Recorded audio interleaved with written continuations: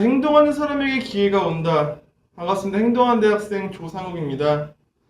저는 이번 스피치를 준비하면서 주변 사람들에게 저에 대한 이미지를 물어봤습니다.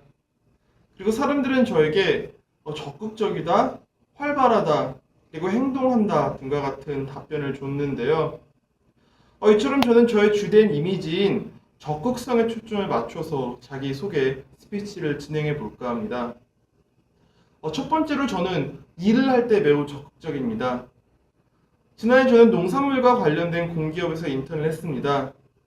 사실 인턴을 해보신 분들은 모두 아시겠지만 인턴으로서 할 수 있는 일이 많지가 않습니다. 그럼에도 저 같은 경우는 인턴을 하면서 보다 많은 업무 경험을 해보고 싶은 생각에 팀장님께 따로 일을 더 달라고 부탁을 드렸습니다. 그리고 팀장님께서는 그동안 부서 내에서 미뤄뒀던 일을 저에게 주셨는데요. 예를 들어 저 같은 경우는 인턴을 하면서 지난 10년간 농산물 데이터를 작성했습니다. 사실 그동안의 데이터를 작성하는 건 저희 부서로서 반드시 필요한 일이었지만 시간이 너무 오래 걸린다는 이유로 차일피일 미뤄뒀던 일을 제가 도맡아 한 겁니다.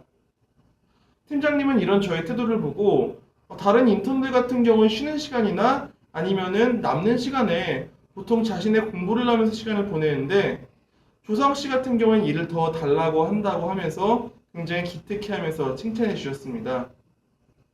두 번째로 저는 사람과의 관계에서도 매우 적극적입니다. 저는 대학 생활을 하면서 많은 동아리나 대외 활동 혹은 학생회 활동을 했습니다.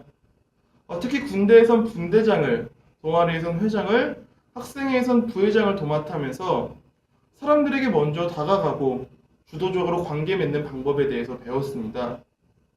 하지만 저같이 적극적인 사람들에게 사람들은 보통 너무 좀 자기중심적이다, 배려가 부족하다라는 편견도 가지고 있는데요.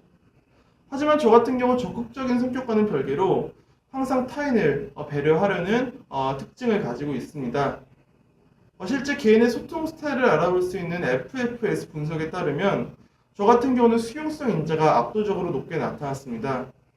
이 수용성 인자란 관용적이고 긍정적인 태도를 나타내는 것으로 타에 대한 배려를 중시하는 사람들에게 주로 나타나는 특징입니다.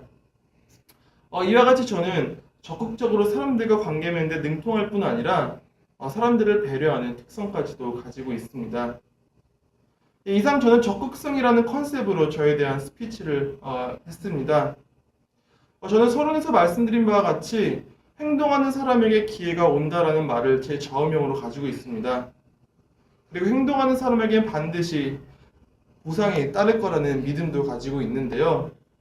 저는 제 적극성을 잘 살려서 앞으로의 사회생활에서도 당당히 임할 것을 말씀드리겠습니다.